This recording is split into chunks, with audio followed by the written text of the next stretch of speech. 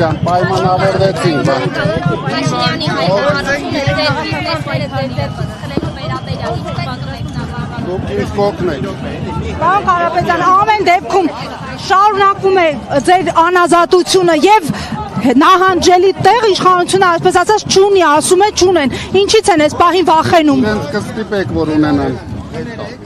Իսկ ինչն է իրենց մտահոգությունը, պարոն Կարապետյան։ Դե իրենց հարցրեք, ես ինչ գիտեմ, վախենում եմ։ Այս հանրային հետաքրությունը ձեր անձի հանդեպ նաեւ միջազգային հարթակներում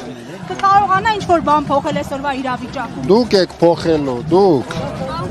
Ձեր ակտիվությամբ, համառությամբ,